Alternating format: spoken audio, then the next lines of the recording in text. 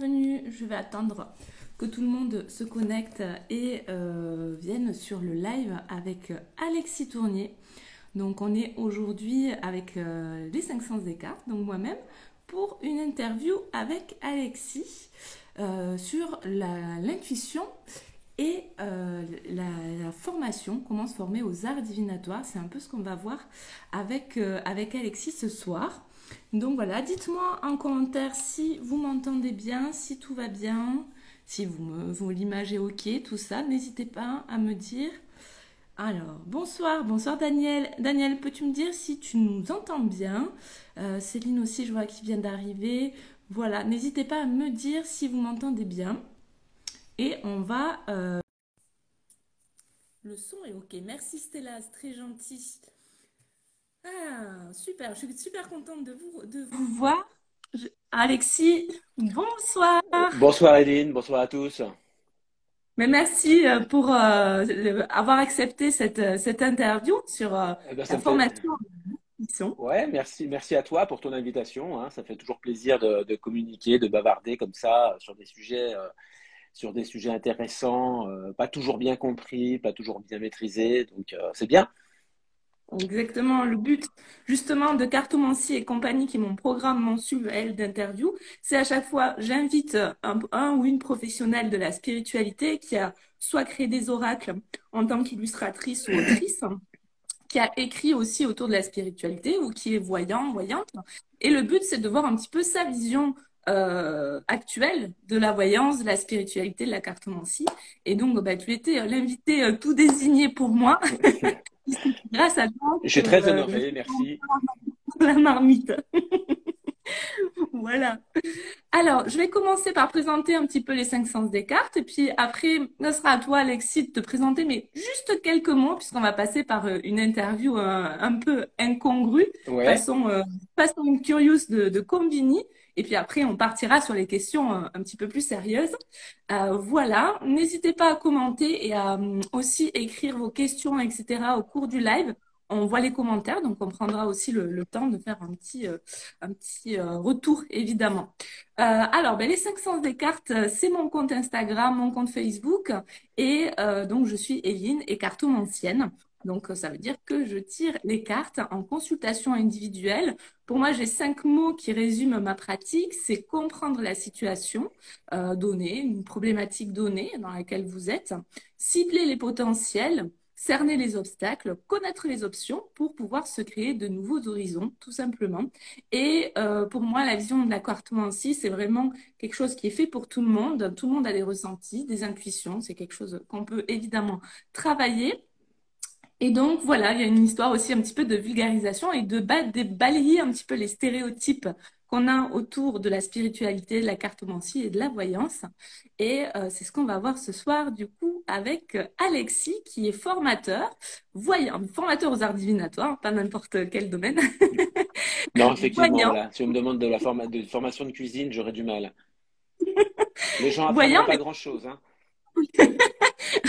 mais aussi auteur, puisque tu es entré en plus, enfin, tu as déjà écrit plusieurs livres, mais tu Ouais. es aussi là de te remettre à l'écriture avec Mm, mm. le grand livre des arts J'ai divinatoires. bientôt fini. Ah! Quand est-ce qu'il sortira? A Tu connais la... priori, ce serait septembre.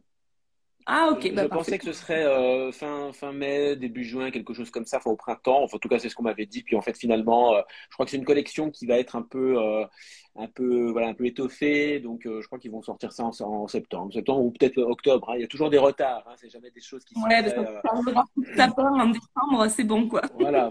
Je pense que voilà, en fin d'année, ça devrait être fait. Super.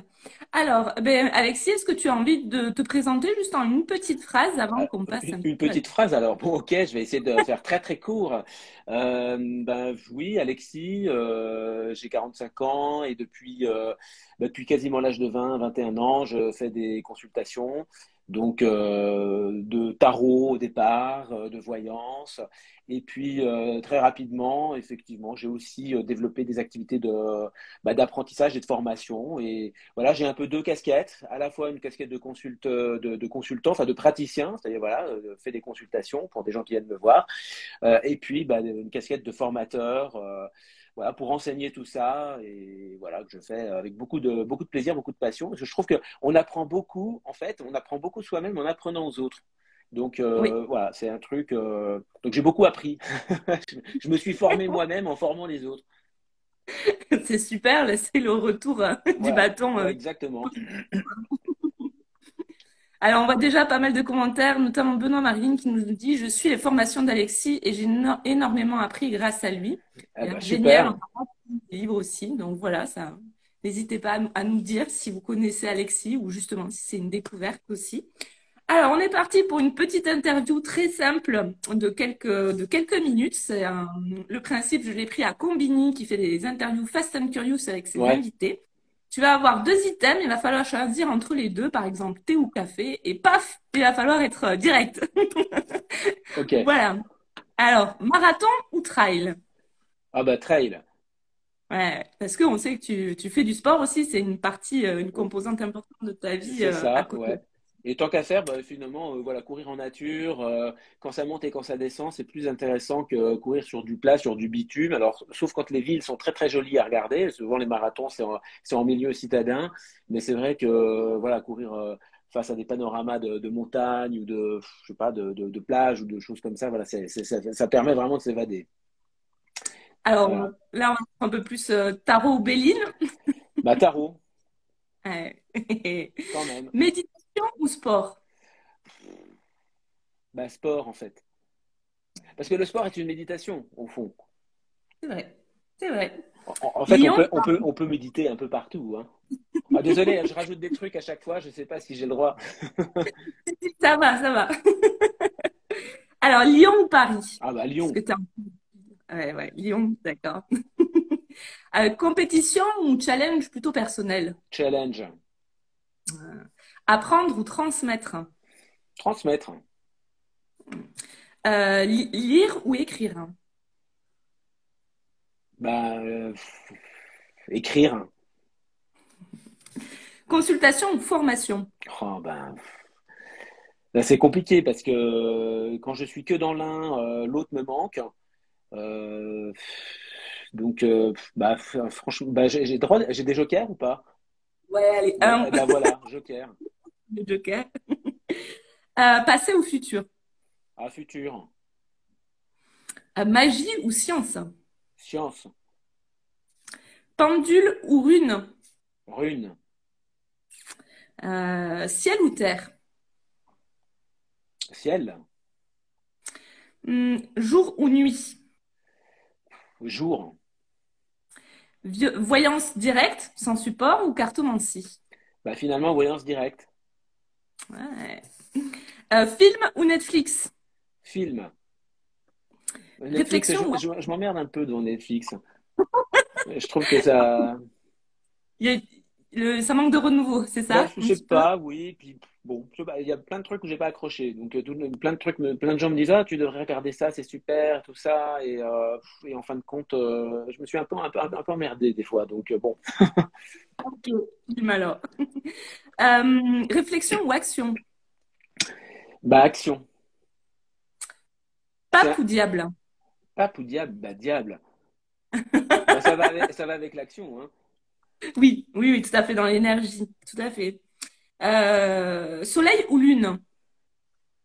Soleil, Seul ou en groupe? seul. Direct. Bah, en fait, oui, en fait, oui, oui, oui, oui, oui. J'ai un peu Solitaire. solitaire quand même. Ouais, oui, en fait, oui. Mm. Et pour finir, fou ou empereur? Ah, fou. Pour l'instant encore. Encore en train de Voilà, tracer ton chemin oui, dans voilà. l'aventure. Dans 10 ans, je me mettrai en empereur. Stabilité Mais je suis pas aussi. assez vieux pour ça, je pense. Ben voilà, on a fini notre petite interview Fast and Curious. Est-ce que tu veux rebondir sur des petites choses avant qu'on passe à Oh, bah, l'interview un peu plus? non, bah, je sais plus. Oui, c'est vrai que, ouais, méditation. Qu'est-ce qu'il y avait? Méditation ou action, c'est ça? Ou Non, sport, méditation, sport, ouais, tout à sport. fait. Ouais. Oui, bah oui, oui, oui, oui, oui, oui, oui. Bah, ce que je disais, oui, la méditation, tu la trouves partout, en fin de compte, hein. Il suffit, c'est facile à dire, mais de faire les choses en conscience et on pourrait dire que c'est de la méditation. Donc, moi, j'aime bien quand on court. enfin, quand je cours, il y a vraiment une connexion avec le corps, avec toutes les sensations, avec le sol, qui sont hyper intéressantes. Et moi, ça me met régulièrement dans des états un peu modifiés. Et j'ai plein d'intuitions, plein de trucs qui me viennent, moi, quand je cours. Alors, pas quand je cours 5 minutes, hein, il faut que je cours un peu longtemps quand même pour que ça fonctionne bien. Donc, avec la fatigue, un peu d'hypoglycémie par-dessus, ouh là là, ça y est, je décolle, hein. Donc, Tu nous l'as fait version chaman un petit peu là, du coup. ouais, un peu, ouais, bah c'est, oui, oui. Alors là, on va partir un peu sur des questions plus fournies, hein, donc on Ouais. aura plus besoin, évidemment d'y aller. Est-ce que tu peux me donner 3 mots qui peuvent définir ta pratique, justement? Alors, 3 mots. Alors, la pratique voilà, de consultation, 3 mots. Ben, qu'est-ce que je pourrais dire?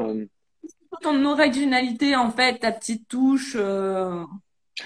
Eh ben, je pense que il y a vraiment un truc dans le, comment dirais-je, dans la, j'allais dire dans la précision. C'est pas la précision, mais c'est dans le fait d'être très très conscient de ce que je dis et de l'origine dont les choses me viennent. Enfin, comment les choses elles me viennent et être le plus, enfin, 3 mots, c'est compliqué.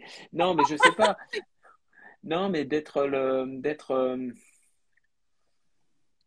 attentif à ce qui est dit, en fait. Il y a vraiment une notion d'être très attentif à ce qui est dit et d'être très observateur de ce qui est dit. Donc, je me regarde beaucoup parler euh, et j'essaie d'être le plus dans la description de ce que je perçois davantage que dans l'interprétation de ce que je perçois. Et donc, D'accord. et ce qui n'est pas évident parce que en fait, les gens qui sont en face, en consultation, ils attendent évidemment un discours clair et dans lequel en fait il y a finalement beaucoup d'interprétations et c'est pas simple en fait. Donc, les gens, alors, je vais prendre un exemple très simple. Les gens viennent avec une question dites-moi quel métier je vais faire l'année prochaine, par exemple. Et puis, les gens, ils attendent une réponse. Bah, je vous vois travailler dans un hôpital ou je vous vois dans une école. Voilà, c'est un peu le style, c'est un peu caricatural ce que je dis, mais c'est un peu le style de la réponse qu'ils vont attendre. Et moi, je vais m'attacher plutôt à décrire le fondement des choses. C'est-à-dire finalement, d'abord, ben voilà, je vous vois dans un bâtiment qui est plutôt comme ceci, qui est plutôt comme cela, et les activités que vous avez, elles sont comme ci, comme ça. Vous vous occupez de gens. Effectivement, vous avez l'air de parler à du monde. Peut-être qu'effectivement, il y a une notion d'enseignement, etc. Donc, je vais m'attacher à décrire tout ce que je perçois. Et c'est en bout de course, au bout de ce processus, qu'on peut effectivement, potentiellement, déduire ce que c'est comme type de métier. Et donc, Ouais. annoncer à quelqu'un, vous allez faire ça comme métier, ben, on n'aura jamais ça dans ma bouche. On va avoir plutôt une description de ce que c'est. C'est plus, on pourrait dire, je m'attache au fond plutôt qu'à la forme.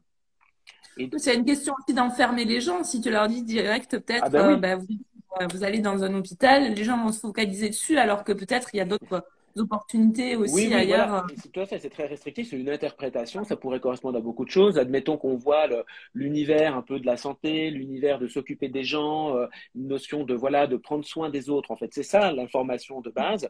Bah, en fait, ça, on peut trouver ça dans beaucoup de métiers, pas seulement, mettons, dans un hôpital. D'ailleurs, dans un hôpital, il y a plein de personnels qui sont pas du tout des soignants. Il y a des administratifs, il y a toutes sortes de choses. Et puis, dans le fait de s'occuper des gens, bah, c'est quelque chose qu'on peut trouver dans une maison de retraite. Il y a plein de gens qui font ça à domicile chez des gens, sans avoir même quoi que ce soit de médical, hein, en fin de compte. Bon, voilà, Ouais, donc c'est un exemple. Donc voilà, je vais essayer de m'attacher à ça.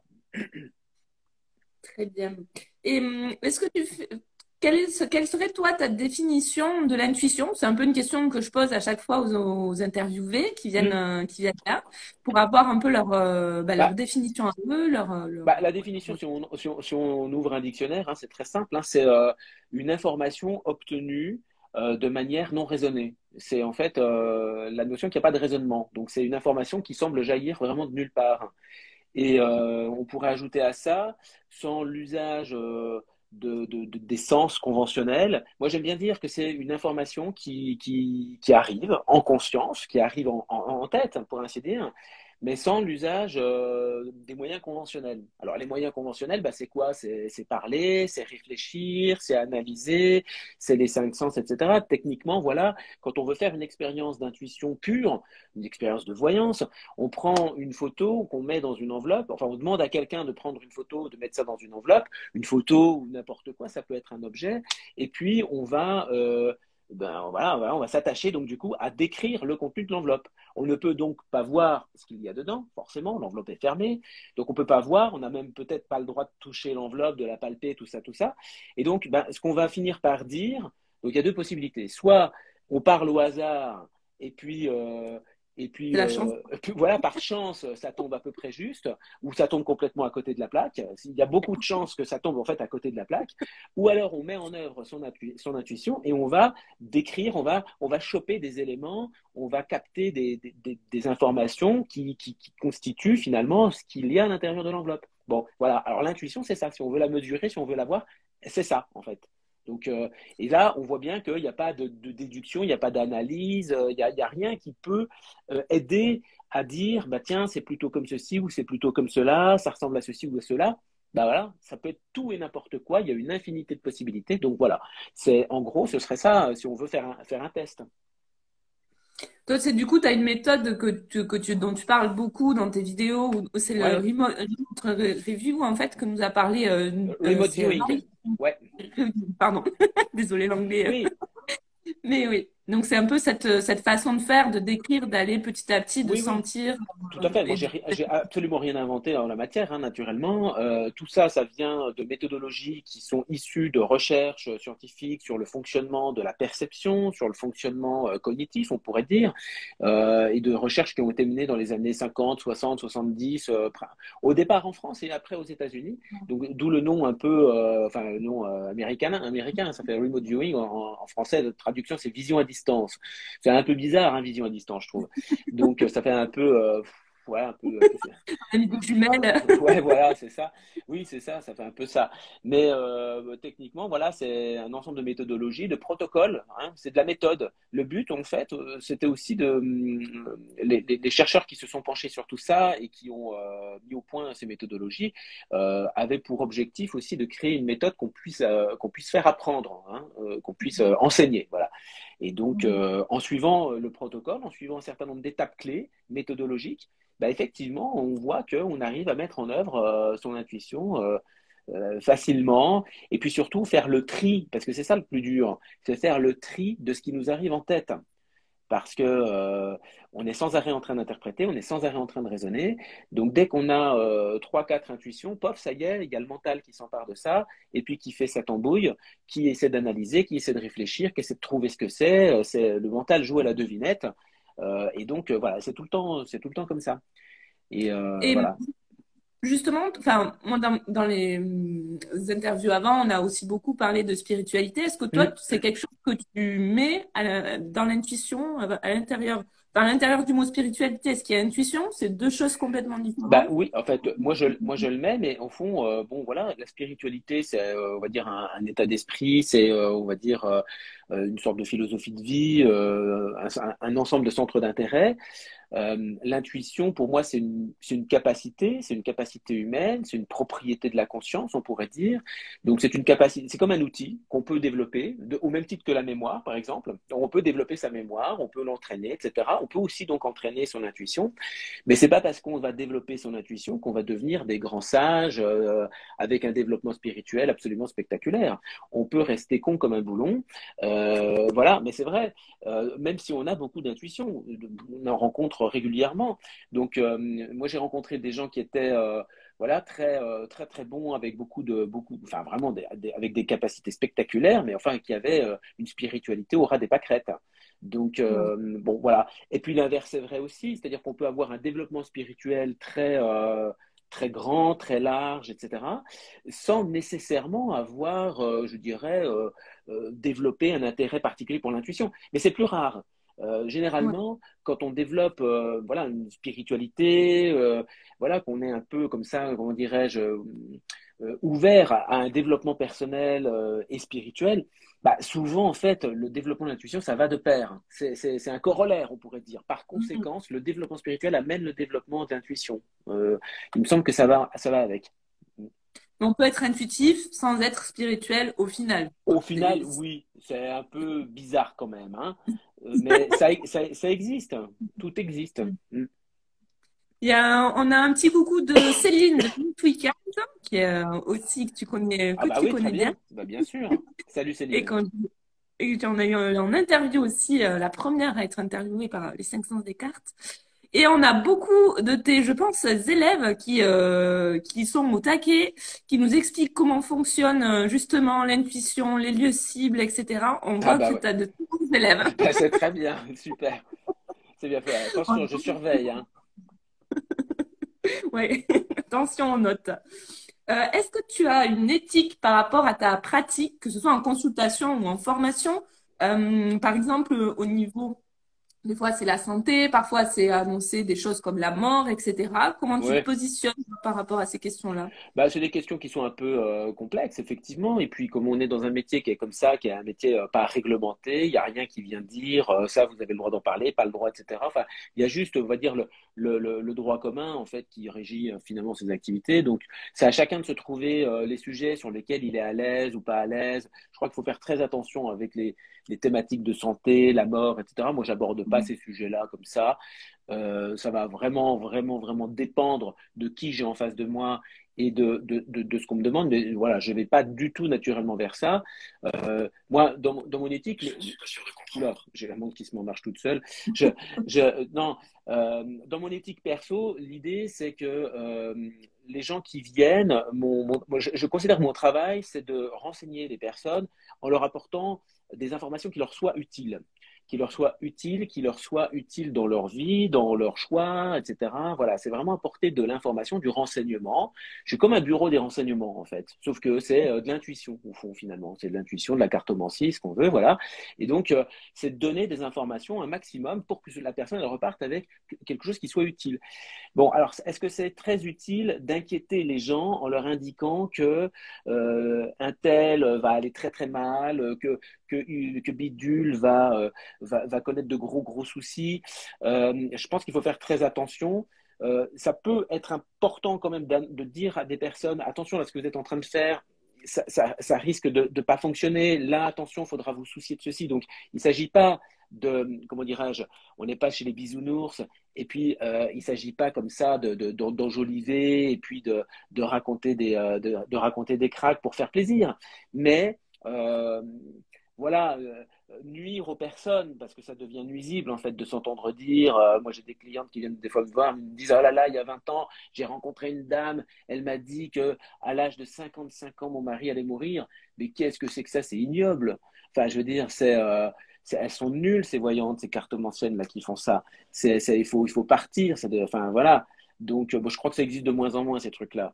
Donc, Et est-ce que justement, enfin moi je sais que je m'attache, du coup je le dis en consultation d'entrée, que ce que je dis c'est sur du court moyen terme parce que j'ai aucune envie justement de figer les gens sur 10 ans. Est-ce que toi oui, c'est ta façon de faire oui. Bien que ça peut arriver malgré tout de percevoir des situations qui sont très lointaines dans le temps, qui sont Ouais. des fois vraiment, voilà, à 5 ans, à 10 ans. Donc, moi, ça m'arrive quand même régulièrement dans mes consultations de me dire, bah, tiens, cette personne, voilà, dans 10 ans, elle est où? Dans 10 ans, elle fait quoi? Et si la question tourne un peu autour de ça, bien entendu. Mais bon, voilà, donc des fois, il y a des choses comme ça. Donc, c'est un peu comme un éclairage qui donnerait une Ouais. sorte de tendance. On ne sait pas du tout entre le maintenant de la consultation et cette espèce de vision, ce flash, pour ainsi dire, qui décrit une situation très lointaine. On ne sait pas comment va être le chemin entre les deux. On ne sait pas même d'ailleurs comment la personne, elle va se débrouiller, sur quelle route elle va avancer. Mais c'est un peu comme une borne kilométrique. Plus tard, Ouais. il y a ça. Voilà. Comment on y va, on n'en sait trop rien, mais on dirait qu'il y a un truc qui fait qu'on va vers ça. Hein, voilà. Donc Est-ce que ça, pour il y a un seul chemin, en gros, ou juste, enfin, ou pas, enfin, Non, un non, peu non. sur Alors, c'est bon, fini, quoi. bah, je crois pas, non. Il y a un peu l'idée il y a un peu, on peut avoir une vision comme ça en considérant qu'il y aurait plusieurs futurs possibles, en fait. Hein, il y a pas un futur prédéterminé, il y a plusieurs futurs qui coexistent. Euh, on pourrait prendre une métaphore qui consisterait à voir un peu comme une corde. Quand on regarde une corde et que, en fait, une corde, elle est composée de plusieurs brins. Oui, Et donc, on pourrait voir un peu un truc comme ça. Et le temps qui passe, ça referme les brins. Ça tisse une seule et même corde, unique.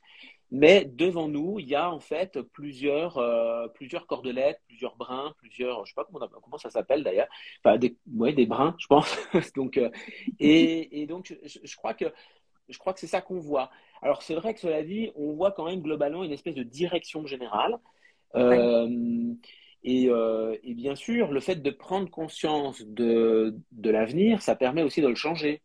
Donc, quand on fait la description voilà, d'une ligne de futur, si je puis dire comme ça, ou d'un brin futur, bah, en fait, quelque part, ça l'actualise, ça le rend encore plus probable, ça le rend encore plus réel. Et c'est très possible, du coup, que le consultant aille encore plus vers cet avenir-là.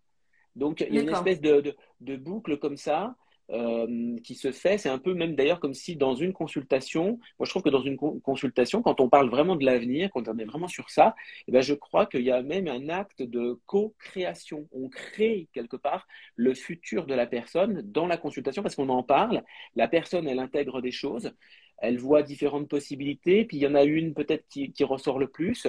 Et finalement, il y a des prises de conscience, il y a des choses parfois peut-être assez subtiles qui se déroulent et ça, ben oui, ça va peut-être d'autant plus vers ça. Alors, il faut faire attention quand même à pas figer les choses trop. Faut, mais enfin voilà, je pense que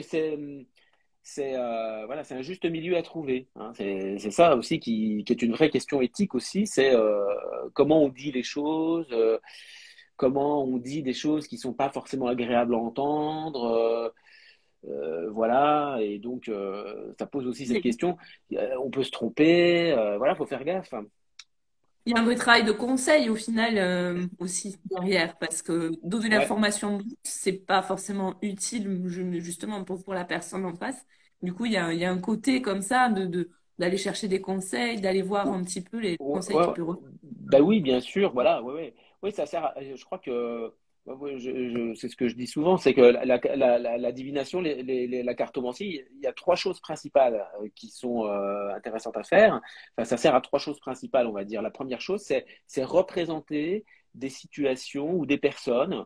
Voilà, tout va se passer un petit peu comme si les cartes ou les supports qu'on utilise, ils vont se projeter, le consultant va se projeter dedans et on va avoir une lecture de qui est la personne, de comment elle est, ou de comment est sa situation, comment elle se sent, etc. Donc c'est de la projection et c'est de la représentation. On va avoir aussi le pronostic, donc ça c'est plus l'avenir, donc c'est la direction, c'est ce vers quoi ça va, ça évolue vers ça. Le chemin que vous êtes en train d'emprunter, eh ben, il va vers le nord, il va vers le sud. Voilà, c'est la direction, c'est comme un panneau indicateur. Donc là, c'est pareil, quelques cartes, toc, ça peut nous donner des infos. Et la troisième chose, c'est ce que tu viens de dire, c'est du conseil. Voilà. Donc, du conseil, bah voilà, c'est maintenant, dans cette situation, bah, qu'est-ce que je peux faire maintenant? Voilà. Euh, je sais pas, je me retrouve sans boulot, je sais pas quoi faire. Qu'est-ce que me dit le tarot là maintenant tout de suite? Pof, je vais tirer une carte, ça peut me donner une idée. Donc, On a une question intéressante aussi, c'est est-ce que cela peut arriver d'avoir des idées, des réponses une fois que la consultation est terminée et que faire de ces informations-là? alors moi, quand ça m'arrive pas très souvent, mais quand ça m'arrive, je fais un mail à la personne pour lui dire ce que j'ai perçu une fois qu'elle était partie. Donc, bah oui, c'est vrai, mais c'est très fréquent. Alors, il y a tiens, des petites anecdotes. Euh, ça m'arrive régulièrement quand la consultation, ça fonctionne pas. ça arrive dans certaines situations, dans certaines circonstances, que la consultation, ça marche pas, ça décolle pas, il n'y a pas l'intuition, il n'y a pas le truc, il n'y a pas le rapport de confiance. Bon, bref, donc il y a tout un tas de circonstances qui ne sont pas réunies et qui font que tout d'un coup, voilà, la consultation, on ne peut pas la faire, ça cafouille, ça va pas. Donc moi, quand c'est comme ça, pof, je m'emmerde pas, j'arrête. Donc la personne ne règle pas, tout ça, elle repart. Des fois, on reprend le rendez-vous, puis des fois pas. Et puis ça arrive régulièrement. Alors du coup, voilà, je pars faire un footing, mettons, tu vois. Au lieu de faire la consultation, je vais courir. Souvent, je suis énervé parce que j'aime pas y arriver. Donc et ben c'est souvent dans des moments de lâcher prise complet. Genre pense à la personne et tout d'un coup, il y a tout qui me vient. Tu vois, enfin tout. Il y a des choses. Je comprends pourquoi ça n'a pas fonctionné. Je comprends ce qu'il y avait, etc. Ça vient de moi, ça vient d'elle, tout ça. Et donc bon, voilà. Des fois, il y a tout un ensemble de choses qui m'apparaissent dans ces moments-là. J'ai eu une question aussi de quelqu'un qui me disait comment gérer l'erreur, justement, en voyant ça, quelqu'un qui a posé ça en story, quand j'avais mis la petite story là disponible pour poser ses Ouais. questions. Donc, Mm, mm. c'était ben, comment gérer l'erreur Bah, en faut cas savoir, de commencer. bah, Comment se faire comprendre? il faut l'accepter. Et c'est vrai que faut l'accepter. Et c'est vrai que c'est un art. Donc c'est pas, c'est un art imparfait. Donc qui est soumis à plein de paramètres. On interprète ce que l'on perçoit. Donc dès qu'on fait de l'interprétation, bah, l'interprétation, il peut y avoir une erreur. Il peut y avoir des erreurs. Alors il faut l'accepter, puis il faut le dire. Ouais. Faut le dire ouvertement aux personnes. Les personnes qui viennent consulter, il faut bien leur expliquer qu'on n'est pas Superman ni Merlin l'Enchanteur, que voilà, bah ouais, on commet des erreurs d'interprétation. Il peut y en avoir. Alors, le but du praticien, c'est de se tromper le moins possible, bien sûr. Mais il faut quand même le dire qu'il peut y en avoir un décalage entre le fond et la forme. Voilà. Un exemple, ce qu'on disait tout à l'heure, on parle, mettons, d'un futur boulot et on interprète en disant ah là là, c'est un hôpital, et puis manque de bol, la personne, elle se fait embaucher dans une maison de retraite. Donc, Oui, bim, bim, c'est faux, en faire faux. fait. Enfin, Ouais, ouais. c'est pas loin.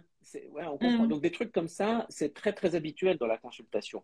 Et si les gens sont pas du tout, comprennent pas ou savent pas comment ça marche, bah, en fait, ça va être très compliqué pour eux d'intégrer la consultation. Donc, on est dans un art, c'est subtil, on voit des tendances, on voit des couleurs, voilà, on voit des choses, mais c'est vrai que c'est un petit peu comme si on essayait de composer un puzzle imparfait.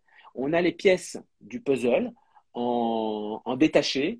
On ne sait pas trop Ouais. comment elles s'agencent les unes avec les autres. C'est souvent, parfois, même d'ailleurs, le consultant de faire sa propre interprétation en se disant, OK, il m'a dit ça, il m'a dit ça, il m'a dit ça. Ah, OK, je comprends, ça va ensemble. Voilà. Ouais. Mais Comment ça se passe? le praticien lui-même n'y arrive pas toujours. Alors, des fois, on essaie de le faire et c'est là qu'on peut commettre des erreurs.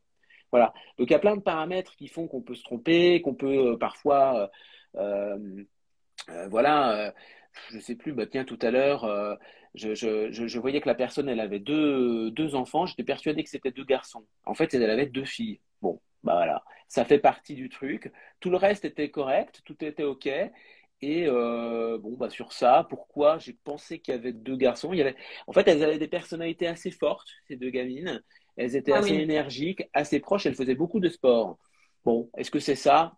Peut-être que je me rassure moi-même en me disant ça, mais il y a toujours, moi je pense que dans une consultation, il y a 15-20% de choses fausses.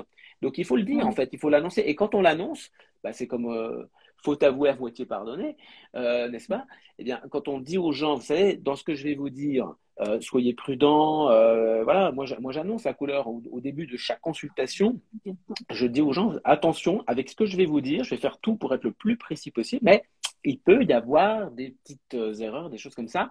Et d'ailleurs, si on voit que dès le départ, ça cafouille complet, que c'est faux, tout ça, ou que ça ne parle pas à la personne, bah, moi j'arrête. Voilà. Je ne vais pas faire une consultation d'une heure si Et je tu te suis sens mal, pas. pas aligné, Si dès enfin, le départ, voilà, si dès le départ, mm, ça va pas, quoi. Hein.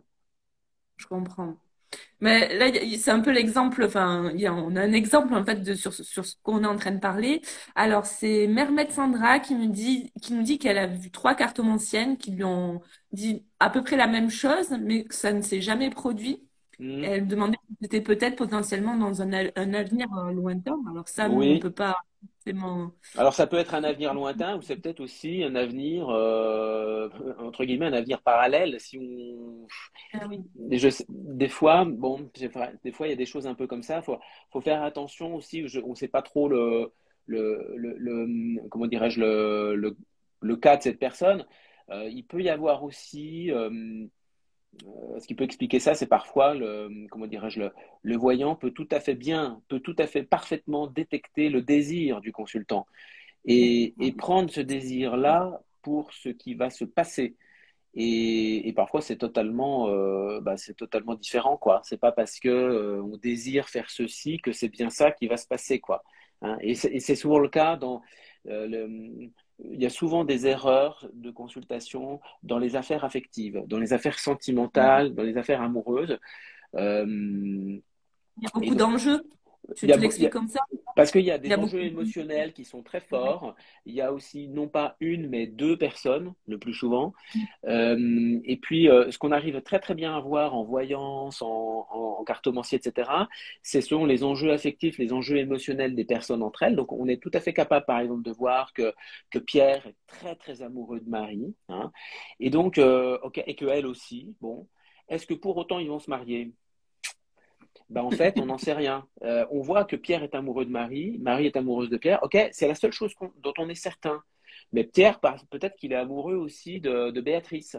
Et Ouais. que si ça se trouve, il fait déjà sa vie avec Béatrice et son intention, son projet, et c'est ça en fait, tant qu'on ne demande pas, voilà, quel est le projet de Pierre avec Marie, quel est le projet de Marie avec Pierre, voilà, en fait, faut décortiquer les situations, bien regarder tout ce qui se joue, parce que si on se contente de voir ce que l'un pense de l'autre ou ce que l'un ressent de l'autre, bah, en fait, oui, après, on fait des raccourcis. Moi, j'en ai fait plein quand j'étais jeune. Moi, j'étais très idéaliste. Je croyais que quand on était amoureux, on allait se marier. Mais, enfin, bien sûr que non. Enfin, je veux dire.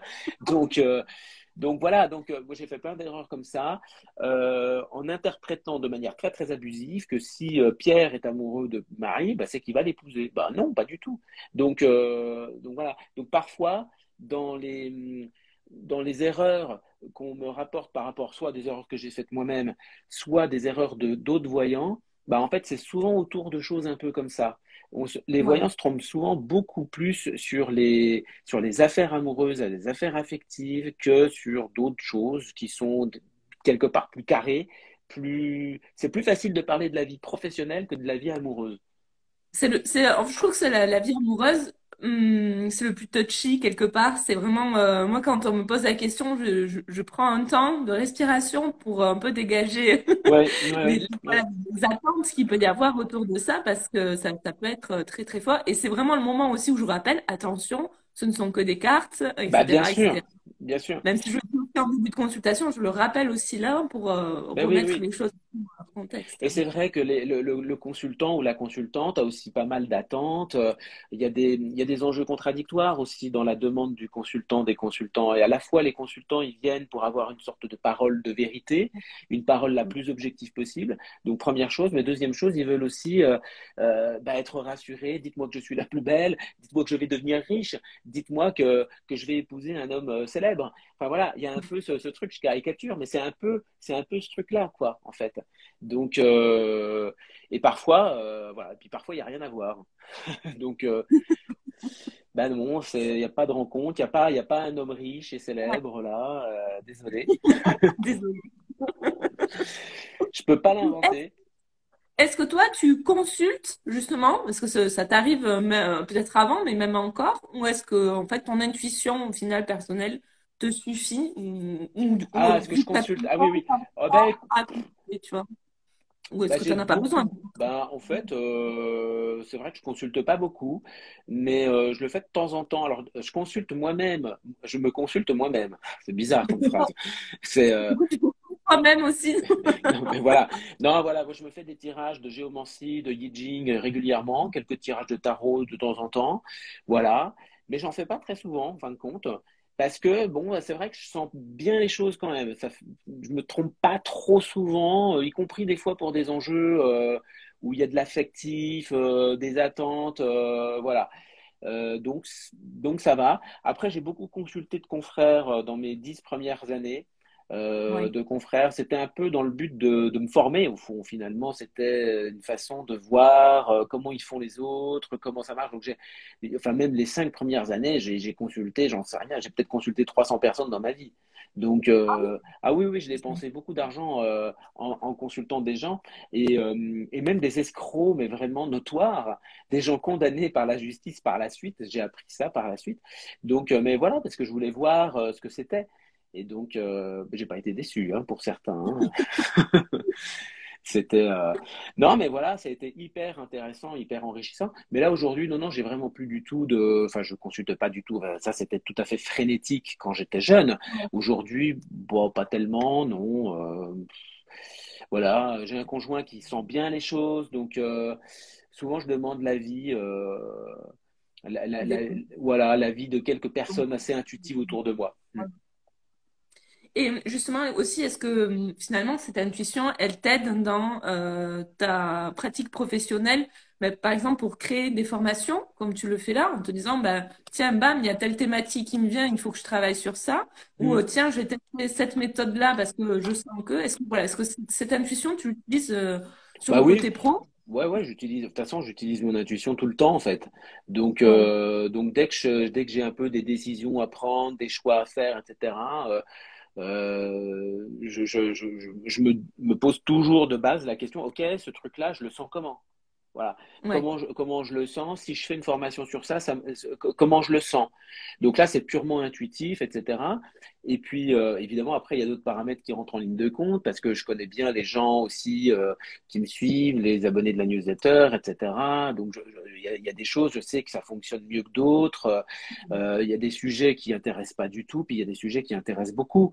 Donc, donc voilà, donc il y a des arts divinatoires qui sont très intéressants, moi que je trouve super intéressants, mais je sais par exemple, enfin je sais que ça va pas intéresser grand monde, par exemple.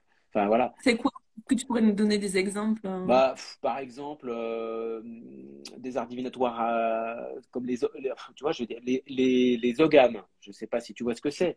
Bah c'est un Non, peu je comme connais. des runes, ça ressemble à des runes, ça ressemble à de la géomancie, c'est un art africain, c'est un art divinatoire africain.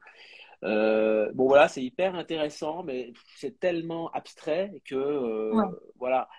Euh, donc voilà, donc je ne vais pas me casser la tête à faire une formation sur ça, juste pour me faire plaisir. Donc voilà. Donc bon, après voilà, c'est des paramètres qui sont à la fois logiques et en même temps, il y a toujours une part de ressenti quand même. Bien sûr, voilà.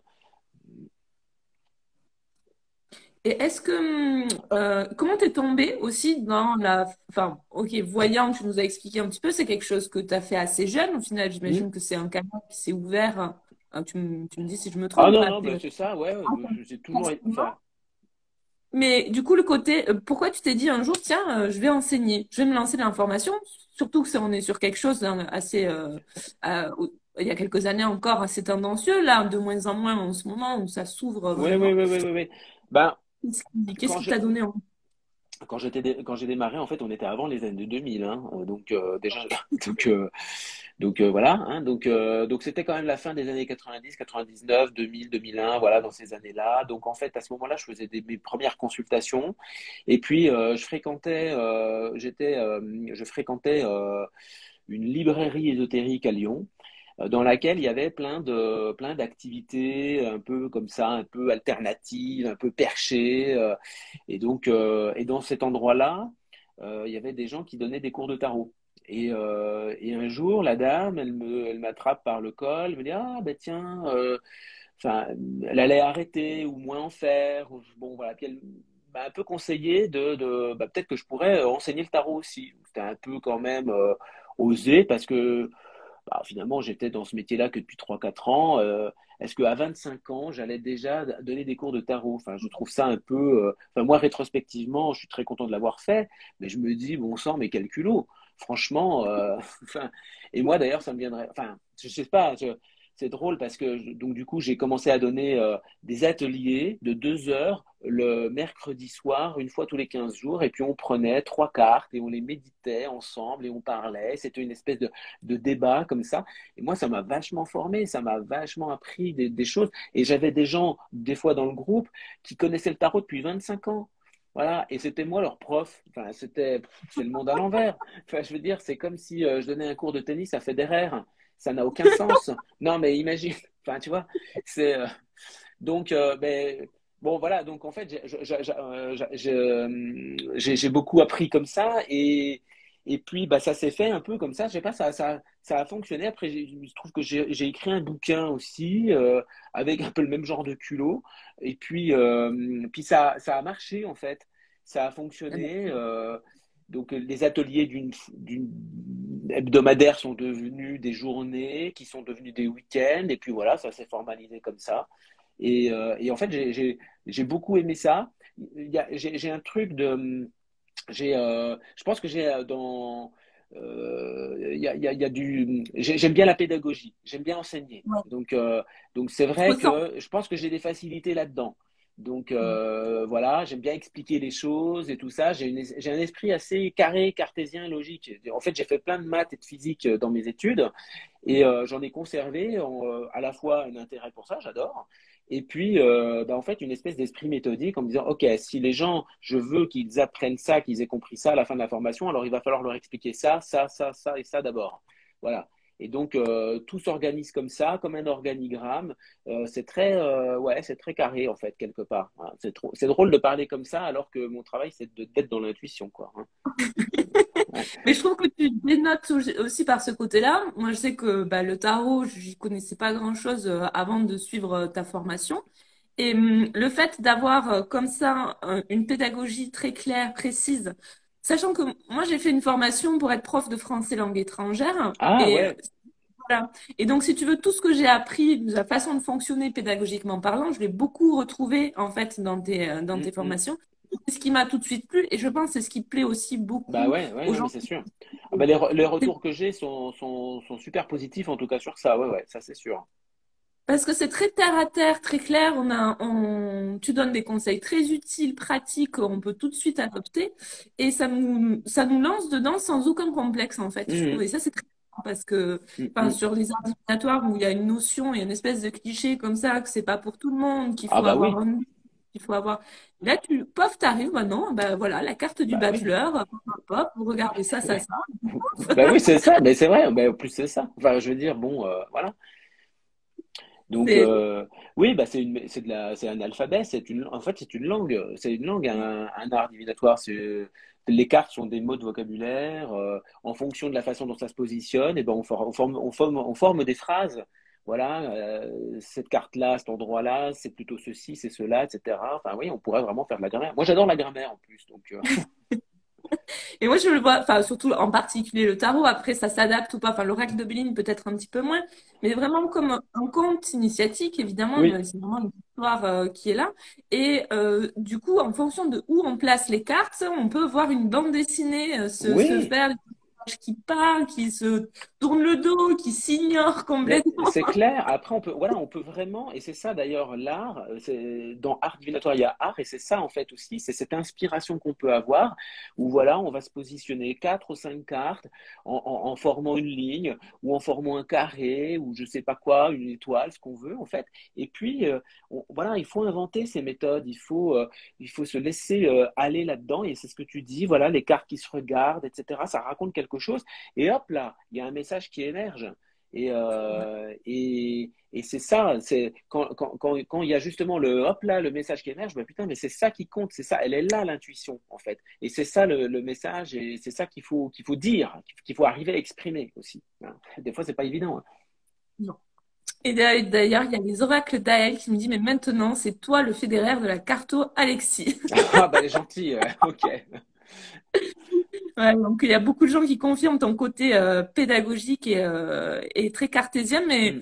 mais que les gens apprécient énormément dans ta façon de faire et Ouais, dans bah dans- ouais, ouais, ouais, mais c'est vrai que bon, ouais, ça se marie bien en fait. Hein. Donc, Est-ce que alors, hop, je prends juste... Ah oui, je voulais parler aussi justement des clichés, des stéréotypes. Est-ce que, surtout que enfin, en plus, c'est marrant, dans ta dernière newsletter, tu disais justement que les arts divinatoires commençaient vraiment à se démocratiser, hmm, qu'on hmm, c'est choses qu'on cachait sous le tapis, en tout cas beaucoup moins. hmm. Mais j'imagine qu'il y a quelques années, on le sentait, c'était pas tout à fait ça. Même moi, je pense que je suis pas allée, j'avais personne autour de moi hein, qui Ouais, était ouais, bien là-dedans. sûr, ouais, ouais. En voyant, par exemple, à Cultura, le nombre d'oracles, on se dit, waouh, mais en fait, bon, ça va. Et justement, est-ce qu'il y a des clichés sur lesquels, en rencontrant des personnes, en présentant ce que tu faisais, tu as été confronté ou ça a été plutôt facile finalement à assumer? Bah, en fait, c'était quand même pas simple. Voilà, quand j'ai démarré. En plus, moi, j'étais voilà parti pour faire des études. Enfin, je faisais des études de sciences. J'étais parti pour rentrer dans une école d'ingénieur ou peut-être devenir prof de mathématiques. Bon, voilà. Donc, qu'est-ce que je vais faire dans un métier comme ça? Moi, mes parents, ils ont cru que j'entrais dans une secte. Donc, et puis tout le monde autour de moi m'a déconseillé de faire ça en me disant que c'était le métier de charlot. Enfin, voilà. Même mon père ne savait même pas ce que c'était qu'un astrologue ou un horoscope. Enfin, tu vois, c'est bon. Voilà. Donc, bon. Alors.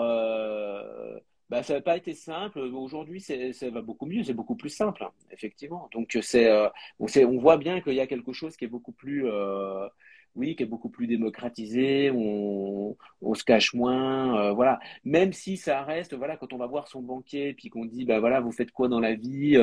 Bah, je fais des consultations de voyance. C'est pas simple, simple. Faut avoir un bon rapport de confiance. Donc, moi, je vais quand même faire attention avec, en fonction des gens, enfin, quand je rencontre des gens, si je vais, mettons, dans une soirée, je ne connais pas tout le monde, etc., euh, je, je dis pas ce que je fais spontanément, quand même. Je suis Ouais. pas là en train de, avec des pancartes, en train de dire, oh là là, dis donc. Voilà. Non, pas du tout. Non, je suis assez pudique là-dessus et, si, et je vais pas en parler du tout spontanément. Du coup, tu te présentes comment? Tu dis, bah, je suis coach, des choses comme ça. Non, C'est bah alors après, si on me demande, bah en fait, aujourd'hui, si on me demande, c'est vrai que comme j'ai cette double casquette de formateur et de consultant, bon, bah voilà, je vais peut-être plus mettre l'accent sur la formation, mais je vais dire aussi que je donne des consultations. Et puis, voilà, quand je connais pas les gens, je dis que je travaille dans le monde du développement personnel, que j'accompagne des personnes. Voilà, c'est le truc un peu passe-partout, très tendance en ce moment. Et puis, si on creuse, bah, je vais te dire que là, j'utilise l'intuition et les arts divinatoires. Et donc, voilà. Et donc, si je vois que ça accroche, après, je parle des arts divinatoires, je parle de voyance, tout ça. Le mot un peu, ou un peu, là, c'est le mot voyance, en fait. Le mot voyance, ouais. il est associé à tellement de trucs un peu caricatural que c'est pas le mot, voilà, j'évite de dire d'emblée comme ça, ouais, je suis médium voyant, quoi, en fait, parce que ça, c'est un peu particulier. Il y a Céline, du coup, de Yes We Cards aussi, qui nous dit, moi non plus, je ne le dis pas toujours, c'est que en société, ça peut être pas Bah tout oui, simple à c'est aborder sûr. comme, Bah, bien comme entendu. on va être pris pour le fou, justement, Bah je oui. pense, du tarot. C'est un petit peu ça. Est-ce que tu peux nous parler aussi, alors, je sais pas trop où ça en est, avec Alexis Champion, tu as Ah oui, parti, bon, là, c'est Alexis Champion, donc oui, fondateur d'Iris, École de l'intuition, mais toi aussi, tu es cofondateur, hein, c'est ça, oui, si je me oui, trompe oui, oui, pas? oui. On a monté Iris ensemble il y a 13 ans, un truc comme ça. Je sais jamais la date, mais bon, oui, c'était à peu près il y a plus de 10 ans maintenant, hein. Ouais. Donc, voilà, il y a aussi Donc, on ce est but. deux Alexis, voilà. Mais Alexis Champion, voilà, donc lui gère Iris et moi je gère Cléva aux formations, qui sont deux Oui, choses en fait différentes. et tu as aussi écrit notamment l'Oracle de Béline. Alors, Ouais. celui-là, aux éditions Erol. Tu as fait Le Tarot vous parle aussi, si je me trompe pas. Oui, voilà, bah ça c'était mes premiers. Donc Tarot vous parle et Béline vous parle. Donc c'était bon, ça commence à dater, mais ils ont été réédités en 2016 ou 2017, quelque chose comme ça. Voilà. Et puis donc là chez Erol, effectivement celui que tu as montré, alors c'est un bouquin uniquement sur le Béline. Et donc chez Erol, toujours là, bah du coup le bouquin dont on parle, là que je suis en train de J'en ai fait les trois quarts, là. C'est très fastidieux hein, d'écrire, hein. Donc, c'est un bouquin qui va être sur les arts divinatoires. Sur pas mal d'arts divinatoires, je vais parler justement aussi de choses un peu plus la divination comme on la faisait dans l'Antiquité, par exemple. Donc voilà comment ça fonctionne, par exemple, ce qu'on appelle les auspices. Les auspices, hein, quand on dit tiens, il y a des auspices qui sont positifs ou bah, en fait les auspices c'est le nom en fait de la divination par le vol des oiseaux. C'est l'envol des oiseaux. Donc est-ce que les oiseaux sont nombreux, oui ou non? Est-ce qu'ils décollent vers la droite ou vers la gauche? Est-ce qu'ils changent de direction? En fait, tout ça, ça donne des informations aux devins. Hein, voilà. Donc, durant l'Antiquité, il y avait plein de méthodes comme ça. Donc, je vais un peu parler de ça. Je vais parler du tarot, je vais parler du Béline, je vais parler des runes, je vais parler de géomancie, je vais parler de différentes choses. Donc, il y a un peu différentes parties. Et voilà, donc ça demande beaucoup de recherche, en fait, tout ça. Et je ne sais plus pourquoi je raconte ça. Qu'est-ce que c'était la question? Non, c'est juste on parlait justement de ce que tu écrivais, de ce que tu avais écrit, les bouquins. Ah ben voilà, Euh, ben ça, alors ça c'est le et prochain, voilà. du coup, tu utilises l'intuition un petit peu aussi pour écrire quand tu es bloqué, des choses comme ça, ou Oui, pas? oui, ouais, oui, bah je C'est plutôt pense que quelque part reproche elle au est toujours final. là quelque part, tu vois.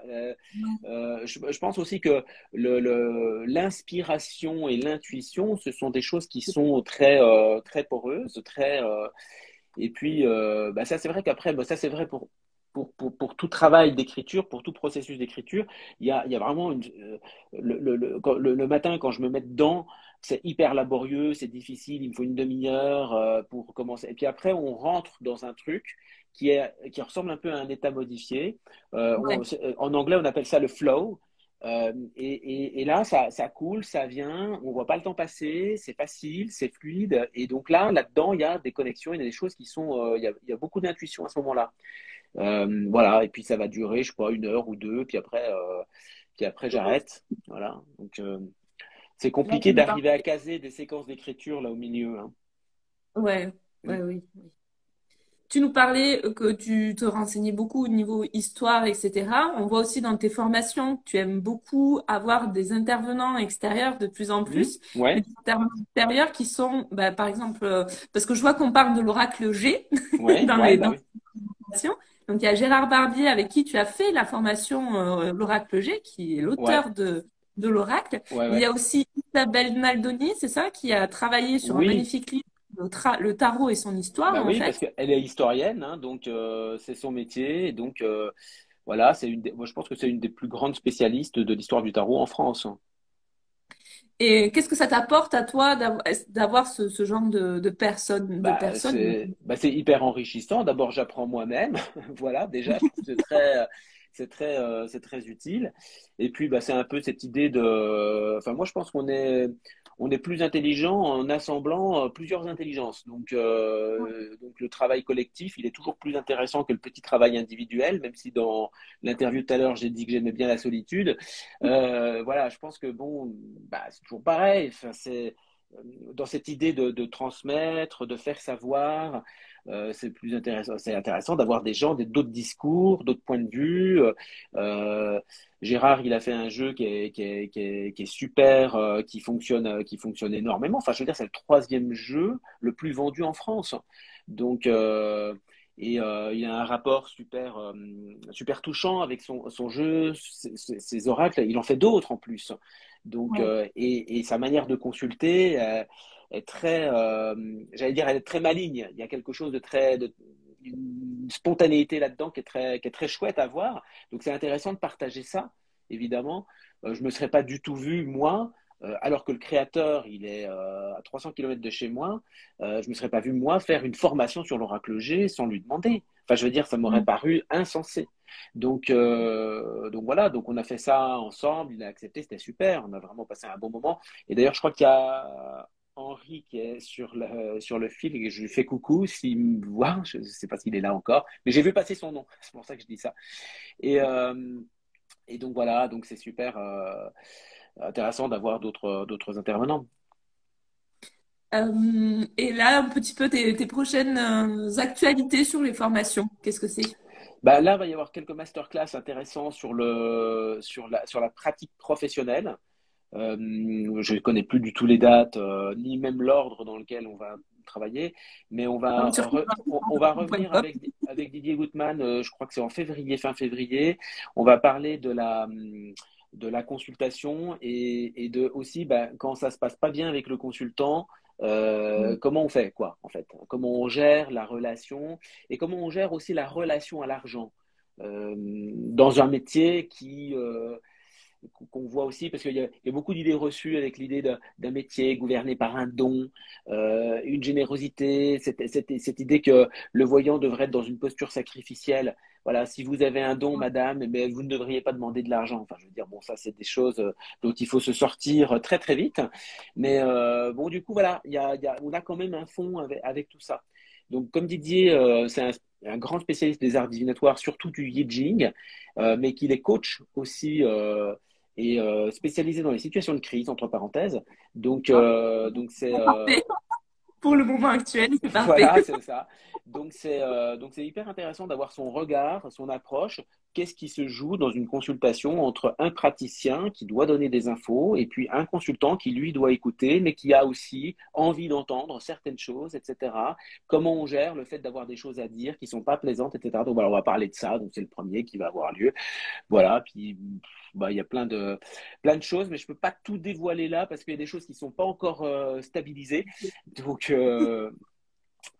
donc voilà.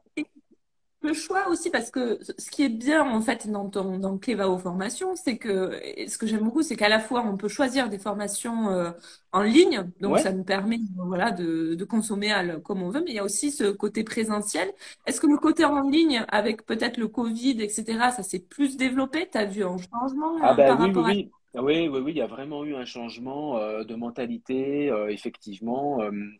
Oui, oui, en 2020, oui, oui, c'est considérable. D'ailleurs, je me félicite moi-même d'avoir ressenti en 2018 ou 2019 qu'il était hyper important de faire une adaptation numérique et vidéo des stages. Même si ça a été très très lourd au départ, très compliqué à mettre en place, etc. Bon, voilà, assez décourageant même au début, mais bon sang, oui, oui, il fallait vraiment infléchir ça parce que j'étais que dans du présentiel, etc. Des stages, des ateliers, voilà, les gens viennent à Paris. En fait, en vérité, c'est très compliqué de faire ça. Donc, c'est très cher aussi de se déplacer sur place, de prendre 3 jours, le transport, le déplacement, enfin bon. Et, euh, et là, c'est vrai aussi, il faut reconnaître que Internet, les outils numériques aussi qui se sont développés, regarde là ce qu'on fait, avec un téléphone, on parle, il y a des gens qui nous écoutent. Enfin, je veux dire, c'était inimaginable il y a 10 ans des choses pareilles. Donc, Est-ce voilà, c'est devenu très facile d'enregistrer des vidéos, de faire des choses, voilà. Parce qu'après, on peut se dire aussi que, vu qu'on fait de la divination, de la cartomancie, de la voyance, il y a toujours, moi j'ai souvent eu ces questions-là, mais tu fais ça en ligne, comme si le en ligne changeait un petit peu les énergies. Vous ne mettez pas forcément dans les mêmes énergies, peut-être d'apprentissage, certes, mais aussi d'intuition, de spiritualité, d'être concentré. Quel est ton avis, toi, par rapport à ça? Bah, moi, je crois que voilà, ce sont des outils, hein, donc des outils d'apprentissage, des outils de consultation. Il n'y a pas de. Je crois que ce qui compte derrière, c'est l'intention qu'on y met. Donc, on peut très bien se rendre en présentiel à une formation, puis rien écouter du tout, puis rien retenir, et rentrer chez soi aussi bête que quand on est arrivé. Donc, avec une formation en ligne, l'intérêt, c'est qu'au moins, il y a des vidéos, on peut les regarder autant de fois qu'on veut. Donc, si on a oublié un truc, ben, pof, on regarde. Donc, puis en plus, on peut zapper, on peut couper, on peut mettre en vitesse de lecture x2. Enfin, je veux dire, c'est hyper pratique, quoi, en fait. Moi, je suis moi-même plein de formations en ligne Que pour j'allais des te tas de demander sujets. aussi. Est-ce que toi, tu continues à te former aux arts divinatoires ou c'est plutôt de la formation pour apprendre, enfin pour Bah, transmettre? en fait, Qu'est-ce j'ai fait qui- plein de formations à caractère plutôt technique pour apprendre en fait à faire des formations en ligne, par exemple, tu vois. J'ai fait D'accord. des formations de pédagogie, de choses comme ça. Et puis oui, je continue à me former. Bah, enfin, me former. Il n'y a pas vraiment enfin, je suis pas beaucoup de formations moi-même sur les arts divinatoires parce qu'il n'y en a pas beaucoup, mais je rencontre quand même pas mal de personnes dans ces milieux-là. J'ai pas mal d'échanges avec, bah, tu vois, des gens qui ont des chaînes YouTube ou sur Instagram, qui postent des choses. Bon, voilà, c'est assez enrichissant. Et puis, ça y est, j'ai perdu le fil de ce que je disais. Donc, Savoir si toi, tu te formais ouais, ouais, voilà. finalement. Alors non, si je bouquine beaucoup, beaucoup sur les recherches en fait qui sont faites plutôt du côté de la nature de la conscience, la nature du monde physique, les, les, les, les, les points de convergence qu'on peut avoir entre, par exemple, la physique quantique d'un côté et la conscience. La conscience, où est-elle? Est-ce qu'elle est dans le corps? Est-ce qu'elle dépasse du corps? Est-ce qu'elle est en interaction avec le monde physique? Si oui, comment? Pourquoi? Voilà, donc je suis très, très, très friand de toute cette recherche-là, qui est beaucoup, beaucoup en anglais, la plupart Oui. du temps. Mais bon, voilà, il y a des auteurs quand même français qui sont pas mal. Il y a un bouquin là qui est très bien, un peu ardu. C'est Se souvenir du futur de Romuald de Terrier et Jocelyn Morisson, qui reprennent des thèses de Philippe Guillemant, qui est physicien. Bon, voilà, c'est un excellent bouquin sur justement les interactions du futur sur le présent, la rétroaction. Donc, et justement, il fait des connexions avec la divination. C'est-à-dire que finalement, la divination, ce qu'on fait dans un acte divinatoire, ce n'est rien d'autre que, entre gros guillemets, faire communiquer le futur sur le présent. Donc, Ok. c'est le futur qui rétroagit sur le présent en nous envoyant des signaux, des synchronicités au travers des arts divinatoires. C'est un peu mal dit, hein, comme je le dis là. Hein, bon, Vulgariser, résumer. c'est hyper, voilà, de manière synthétique. Mais enfin, le bouquin fait 300 pages, donc bon, résumer ça en 3 lignes. Est-ce que du coup, toi, par exemple, tes intuitions, etc., elles arrivent à n'importe quel moment, comme tu disais, quand tu cours, etc. Est-ce que parfois, tu as le besoin, si c'est le cas, de couper avec ça? Et de quelle façon tu le fais? Alors, quand j'étais plus jeune, ça venait effectivement de manière assez sauvage. Ça pouvait d'ailleurs même beaucoup me perturber. Bon, là maintenant, ça me fait moins ça. Ah, voilà, mais enfin, de temps en temps, j'ai un peu cette impression que quelque chose que quelque chose veut venir en fait. Donc, quelqu'un ou quelque chose, je sais pas quoi. C'est principalement le soir, la nuit. Euh, Ouais. et donc voilà, ça peut être parfois un peu ennuyeux. Mais sinon, voilà, ça se passe bien, non. Alors, le truc quand même, si, que j'ai observé, c'est que le fait de faire des consultations, ça canalise un peu tout ça. Ça m'est déjà arrivé de rester 3 semaines, un mois sans consulter pour des raisons de vacances ou quoi. Et là, je m'aperçois que ben, c'est comme si ça me démangeait. C'est comme si tout d'un coup, euh, c'est comme s'il y avait une espèce de niveau d'intuition qui montait, qui montait, qui montait. Euh, je ne fais pas de consultation à ce moment-là. Alors, si je ne fais pas de consulte, ben, je vais me mettre à voir des trucs C'est un que je ne moyen verrais de pas canaliser. normalement. Les consultations, c'est vraiment, en fait, c'est ton moyen de canaliser Oui, vite. voilà, Tout exact, ce exact. Oui, oui, bouillonnement. c'est ça, c'est ça, c'est ça. Autrement, ça, voilà, ça déborde un peu. Voilà, ça déborde. Et puis, Ouais. je vais me mettre à voir des trucs enfin, sur des choses comme ça, enfin, qui n'ont rien à voir, ou je sais pas, je me retrouve au restaurant et puis à la table d'à côté, je sens des choses. Et en fait, on s'en fout, quoi. Moi, je veux manger, laissez-moi manger ma pizza. Je m'en fous de vos soucis. Donc, et en fait, ça peut m'arriver comme ça, de sentir un peu des trucs, un peu, je sais pas, télépathiques ou quoi. Puis bon, puis voilà. Alors, il y a beaucoup de commentaires qui nous redemandent le titre du livre, hein. Je crois que Céline m'a mis, c'est Se souvenir du futur, c'est ça, Oui, hein? c'est ça, se souvenir du futur. Ouais, j'ai un petit. Oui, oui, c'est ça. Oui, oui. Et est-ce qu'il y a, là, tu nous as parlé d'un livre, mais est-ce qu'il y a d'autres livres que tu conseillerais particulièrement, qui, toi, t'ont marqué aussi? Alors, ça peut être des Bah, romans, hein, c'est pas forcément oui, sur enfin, en bah particulier, après, mais je sais pas si ça va être très intéressant sur les sujets qui nous intéressent, mais non, il y a un bouquin là qui est très bien qu'il faut lire aussi, c'est Real Magic ok. de Dean Radin, D-E-A-N, et Radin, ça s'écrit comme radin. Voilà. Bon, ça c'est pas mal, c'est très bien. Ça aborde un peu justement aussi toute la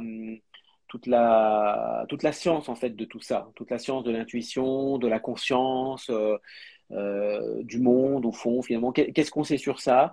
C'est des sujets de recherche. Il y a plein de sujets de recherche dans le monde, plein de labos plus ou moins grands qui font des recherches sur des tas de choses comme ça, sur les interactions de la conscience avec l'environnement. Et donc voilà, Dean Radin, qui est un chercheur, un physicien, enfin un ingénieur et un psychologue, il fait une synthèse un petit peu de tout ça et de qu'est-ce que ça dit finalement, qu'est-ce que ça dit de la nature de la conscience et qu'est-ce que ça dit de notre monde. Donc voilà, c'est assez facile à lire. Donc voilà, ça c'est très intéressant. Mais sinon après, bon, bah, comme bouquin, je sais pas, j'ai pas d'idée là comme ça là en fait. Ok. Ou des Non, films? Enfin, parce que tu as des sources d'inspiration un petit peu sur ce côté-là, si t'en as, si... Bah, j'ai adoré, bien sûr, enfin, c'est Interstellar. Je trouve que j'adore j'adore la fin, j'adore le rapport le rapport au temps. Voilà, j'aime beaucoup, de toute façon, tout ce cinéma j'ai perdu son nom, là, comment il s'appelle? C'est c'est le réalisateur. Ouais. Voilà, Ah oui, qu'on voit dans Tenet aussi, tu vois. Donc, tous ces films-là, moi, m'inspirent beaucoup. Non, mais voilà, après, tu vois, moi, je suis un fan de la série Games of Thrones. J'ai adoré le Bureau des légendes des 10%. Bon, enfin voilà, tu vois, c'est des choses assez banales en fait, hein. Donc, comme tout le monde. ouais, voilà, exactement, exactement. Donc, j'ai pas le temps de lire autant que je voudrais. Donc, mais bon, voilà. Nolan, c'est ça. C'est merci, Oui, Céline. voilà. Mais oui, oh là là. Notre petite mère, elle répond en plus, je vois aux commentaires, merci beaucoup Céline de ta présence. C'est vraiment un plaisir de t'avoir avec nous ce soir. Euh, alors oui, il y a une petite, bon, c'est venu un petit peu dans les commentaires, je voulais en parler, mais c'est un peu anecdotique aussi pour toi. Tu as participé à koh. Mhm. Ah oui, c'est vieux La ça, première hein. ça, hein. C'était Comment? pas, c'était le premier koh ou pas? Ah Parce que j'ai non, non, jamais. alors non, c'était parmi les premiers, cela dit, c'était en 2005, donc c'était la cinquième D'accord. saison. Mm. Il y en a plus Et de 20 hein, quand même maintenant. est-ce que là, tu as utilisé justement ton intuition à ce moment-là ou pas du tout dans Bah les oui, épreuves? non, bah si, ouais, ouais. Bah en fait, déjà avant même de partir dans cette histoire, à partir du moment où on m'a contacté pour passer les castings, voilà, sachant qu'au départ c'est une candidature qu'on fait au moment où les candidatures sont ouvertes.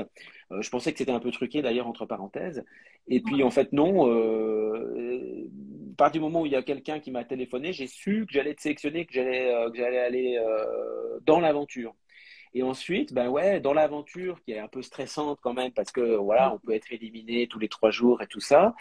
Ben en fait, je me posais la question à moi-même. Je me disais, ok, ben dans 10 jours, est-ce que je suis encore là? Ou dans 5 jours, dans 10 jours.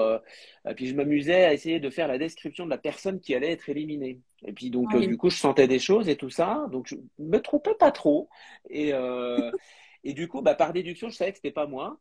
Et puis bon, après il y a le truc aussi qu'on avance stratégiquement c'est un jeu, donc on avance stratégiquement dans le jeu, donc on sait aussi ce qu'on fait, on sait ce qu'on dit, donc bon voilà, donc il y a des fois on sait qu'on n'est pas très très inquiété, mais moi je savais que j'allais quand même aller au moins au 35-36e jour, je savais que j'allais être là encore.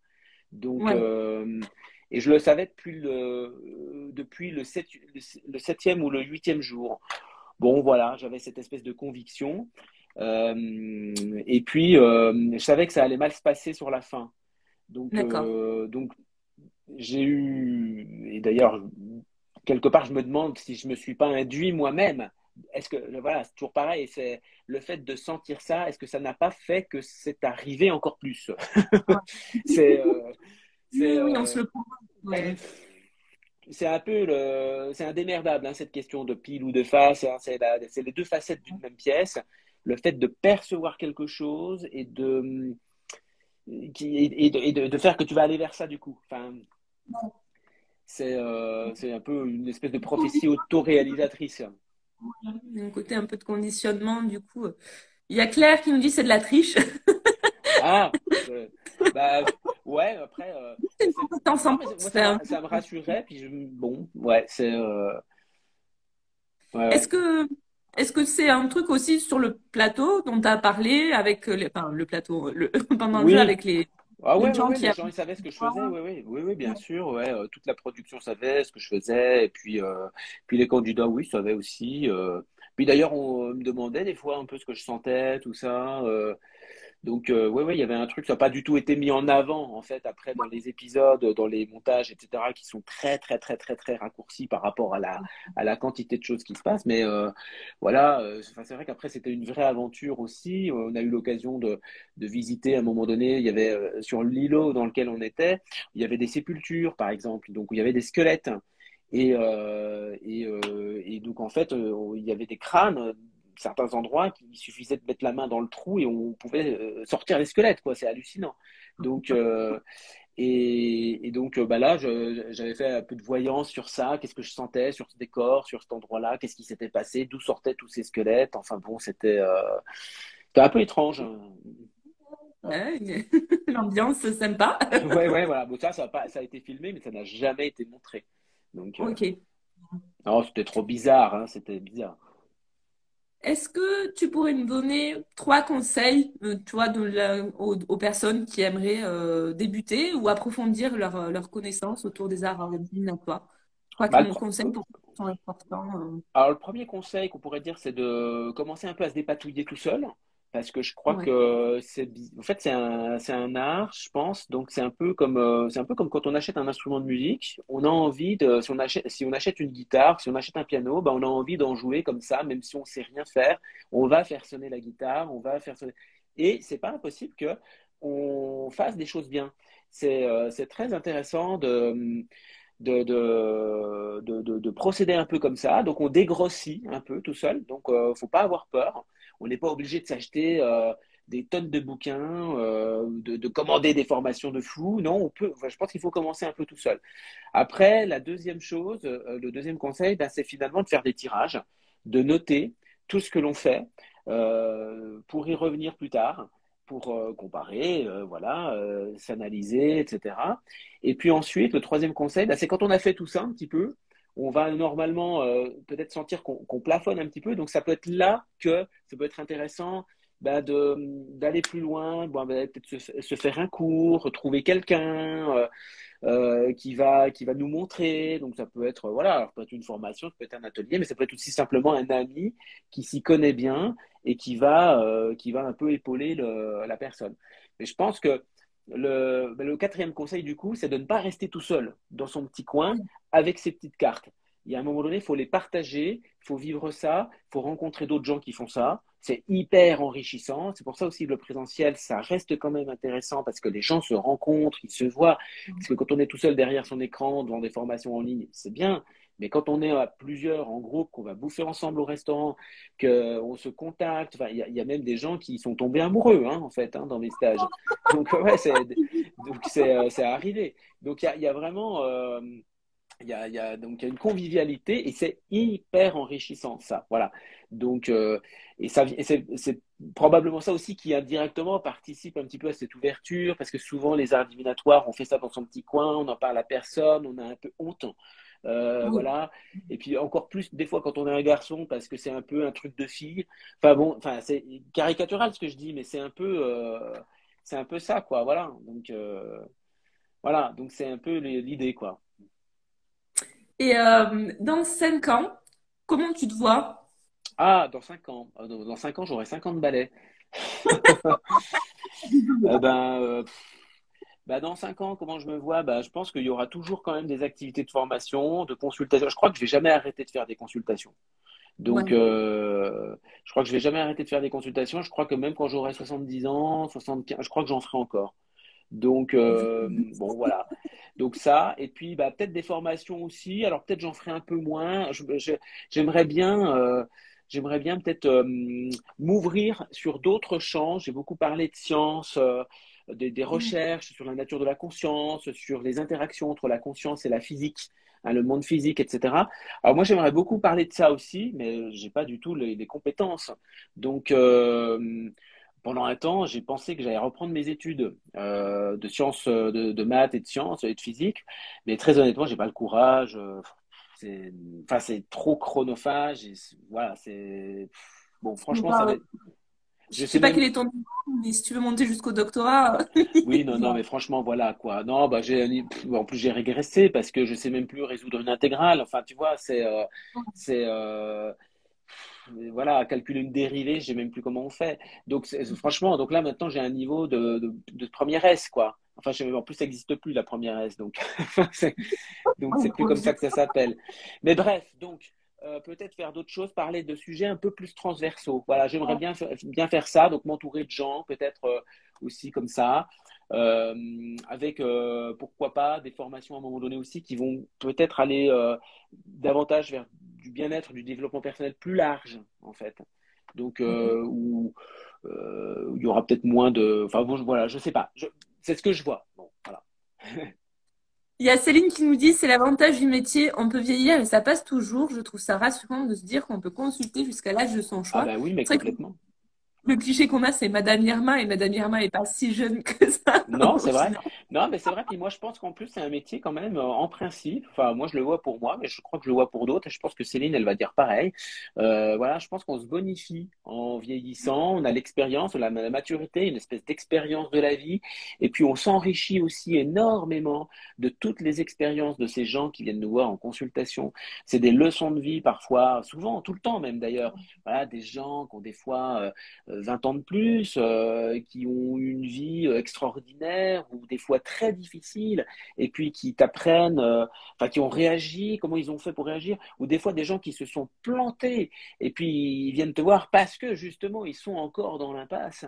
Et du Ouais. coup, toi, tu vois tout ce qu'ils ont fait qui les a amenés là, et tu dis, OK, moi, jamais je vais faire ça, par contre, hein. Donc, non, mais du coup, tu apprends des erreurs des autres énormément. Je pense que il y a un véritable enrichissement comme ça. Là, moi, ça m'a énormément fait mûrir sur ce plan-là, sur la vie, sur la compréhension de la vie, l'existence, tout ça, voilà. Les histoires de couples qui marchent pas, qu'est-ce qui fait qu'un couple dure, etc. Ouais, je pense qu'on pourrait écrire un bouquin avec ça, tu vois. Donc, c'est con parce que j'ai pris aucune note j'ai jamais écrit quoi que ce soit sur mes consultations. Donc, en fait, j'oublie tout au fur et à mesure. Et pourtant, il y aurait des tas de choses à raconter, hein. Donc, Balance humaine très enrichissante en ouais, fait. ouais, voilà. Mais c'est comme beaucoup de métiers comme ça qui sont en interaction. Tu vois, les médecins généralistes, c'est pareil, ils sont en première loge, ils voient des tas de gens très différents. Les gens qui font du travail thérapeutique aussi, tu vois. Donc, bon, voilà, on apprend beaucoup. Même, je discutais l'autre jour, bah, justement, avec une consultante qui était vendeuse dans un magasin de parfums. Bon, voilà. Et en fait, elle me disait, mais c'est fou comme la nature humaine, tous ces gens qui rentrent, qui sortent, qui commandent des parfums qui sentent des parfums, des choses. On voit tout de leur vie au bout d'un moment. Elle sait En lire fonction du la vie des parcours, gens c'est en génial. fonction du parfum qu'ils veulent choisir. Donc Un nouveau métier peut-être. voilà. Alors, je trouve que les consultants sont très authentiques en consultation, ça c'est vrai. Les gens se livrent. C'est à chaque fois, moi je trouve que c'est un énorme cadeau quand quelqu'un prend rendez-vous avec moi, Mhm. parce que je me dis, bah, c'est une part de lui-même ou d'elle-même que cette personne laisse, et a le courage aussi de parler, de discuter des problématiques actuelles. Et Ouais. même si ça peut paraître lambda, hein, enfin, on est tous dans des problèmes de profession, Mhm. souvent, enfin, surtout moi, enfin, en ce moment, moi j'y suis dedans, mais. Du coup, est-ce que j'attire ça aussi? Des Ouais. problèmes de reconversion, de vouloir aller changer de vie, etc., etc. Et c'est ouais, c'est des moments forts quoi qui sont partagés. Est-ce que tu le ressens aussi comme ça? Mhm. Ah bah oui, oui, oui, complètement, oui, oui, c'est sûr, hein. Puis on attire aussi les consultants qui sont en lien avec nos propres problématiques. Donc il y a vraiment un effet miroir aussi. On peut voir aussi parfois des consultants voilà, ou deux, trois consultants dans la même journée et c'est le même truc. Voilà, ou des fois c'est le même prénom. C'est des trucs hallucinants. C'est drôle ces petits clins d'œil comme ça. Des petites synchronicités qui se Ouais, présentent à ouais, nous. Est-ce que bah, là on est sur la fin du coup de ouais. cette belle interview. Je voulais remercier aussi toutes les personnes qui ont laissé des commentaires, qui ont partagé leurs ressentis. C'était très enrichissant aussi. Alors Céline a dit, moi j'essaye de me faire inviter au mariage issu des consultations. Très bien vu. Est-ce que tu veux laisser un petit mot, puis en même temps finir peut-être sur tes Ah, actualités je suis très nul en mot de la fin. Je suis très nul. J'ai aucune. Enfin, si, je suis très bon pour trouver le mot de la fin, mais une fois que c'est vraiment fini. Donc, je tu vais veux trouver le mot de la fin, mais demain, en fait. Donc, non, bah, je sais pas quoi te dire. Écoute, d'abord, je te remercie de cette invitation. C'était super. Moi, j'adore parler comme ça, donc j'espère que ça a été agréable et tout ça. Voilà. Donc, non, bah, je te dis, j'ai pas d'idée de mot de la fin. Voilà, c'est nul.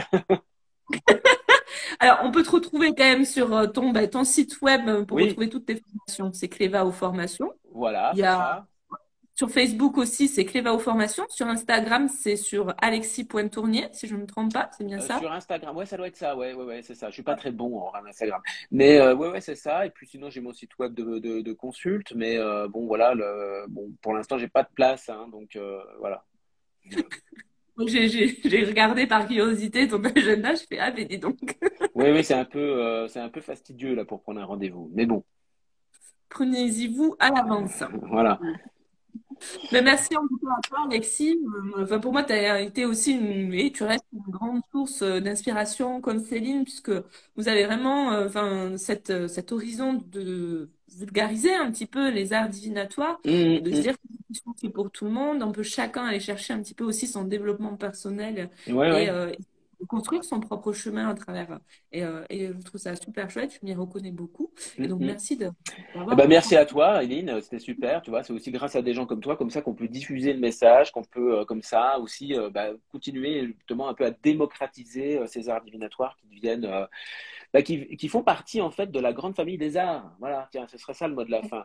Les arts divinatoires, dans l'art divinatoire, il y a art, au même titre que ce que je disais dans ma newsletter de ce matin, le titre que les arts décoratifs, que les arts musicaux, que les arts martiaux, même aussi. Voilà, c'est un art. Donc, bah oui, on peut pratiquer ça assez facilement. C'est une source de réflexion, d'inspiration. Donc voilà, hein, c'est très accessible. Parfait.